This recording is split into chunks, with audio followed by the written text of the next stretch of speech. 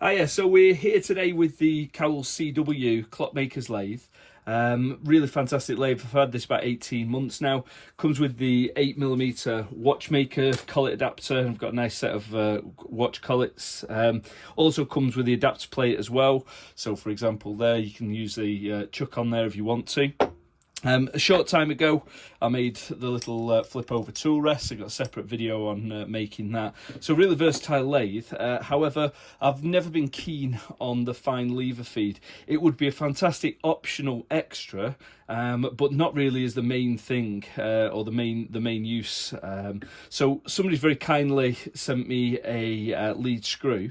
So we're going to try and fit that now. But while I was doing that, I just thought I'd take a little video and show this in action, because there's a couple of people that have mentioned that they wanted to make one of these. So they've actually come with a lead screw and would like one of these. These are incredibly expensive from Cowells for what they are. The way this works as well, to adjust the feed, is the locking mechanism at the bottom. So you release the locking mechanism, and then that allows the whole length of steel to slide in and out, and then when you've got it into the correct position you can lock that up, and of course this one would go then further to the top of the bed. I actually just missed it then, which is why it has released, because it was too far forward, but that's the general concept anyway. So that goes through, lock it up, and there's your feed.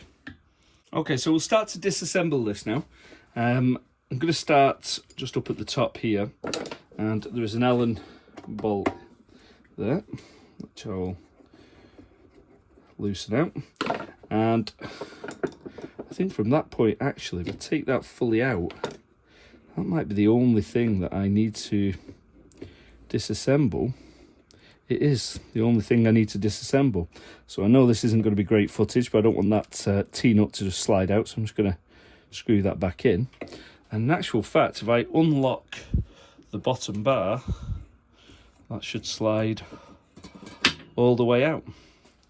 So that is the overall mechanism. So I'll put that on the bench in a minute and we'll measure that all up for you. So we've got the handle, we've got the nut clamp at the bottom,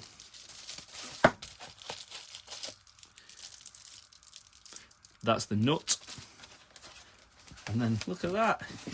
I mean, even the lead screw itself is in its own little bag. Okay, so we've got the lead screw nut mounted, or at least the holder mounted, I should say, sorry. And then we're going to insert the nut. There we go. And then let's get the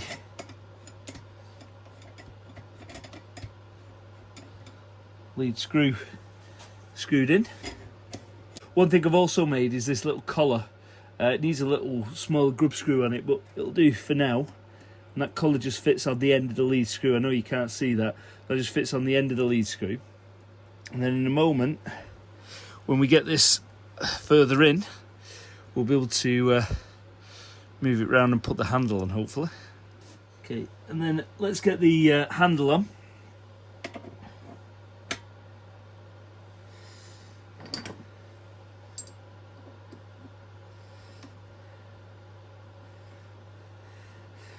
And basically just trap the lead screw between this little collar and the handle, and that's it. That's the lead screw working.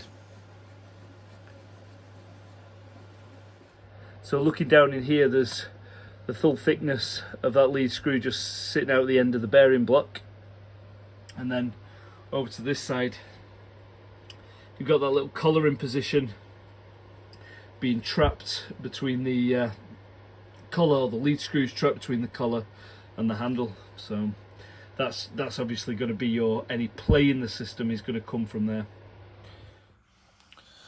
Okay, so here's the lever feed removed. Quite nicely made, this section, top section. So I've already given you the measurements there, but I will just do it one more time.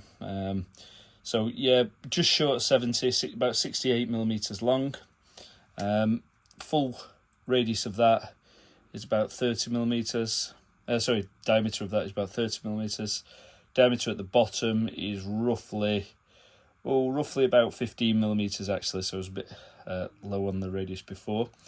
And then the handle. Now the handle looks like it's been made out of one piece.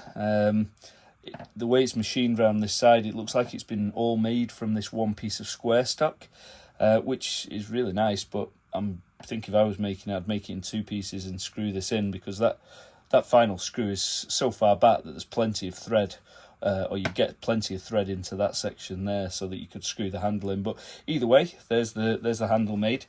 The hole is the first hole. The handle itself, like I say, is about 130 millimeters long. From the top to the first screw hole is just over 150, and then the other screw hole is about another 15 millimeters further on.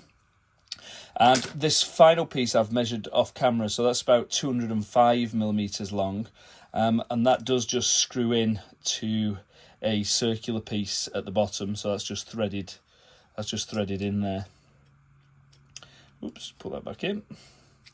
And then finally, just coming over to this section here. Sorry, I'm doing these in a bit of a random order.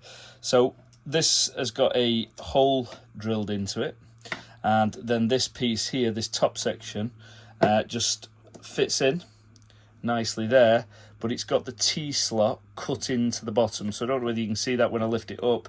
The thickness of that is perfectly so that it actually, when it sticks out the bottom, it's just the T-slot, which then obviously slides into the bed with a nut on the bottom. Coming down to the base piece, the locking part.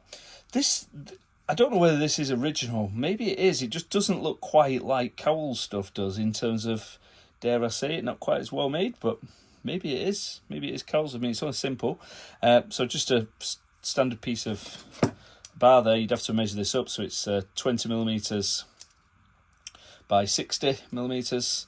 And then another piece there. And then I'm guessing it's 10. Oh, no, this is just shy actually. That's about 8 millimeters, maybe 9 millimeters thick. In fact, 9 millimeters thick. This is thicker stock. This is definitely 10 millimeters thick, and it is just shy of 20. It's about 18, and that's what I was saying before. It doesn't marry up. Now, I thought that might have been machining error, but of course it won't be, because it will have to align in that position so that the hole aligns at the bottom. So yeah, and then the locking mechanism is fairly straightforward. It's just a hole which has been slotted, and then a piece of threaded rod put through. Threads are in this end. That's a naked hole. So of course, when you're tightening up on here, you're squeezing the two together. Okay, and there it is, the Cowells CW90 complete with the lead screw. Really happy with that. Much prefer this. I'll get much more use now than the fine feed, but it is a nice addition. Wouldn't keep fancy taking that on and off though, so it would have to be an important job to bother putting that on. All right, thanks for watching. See you next time.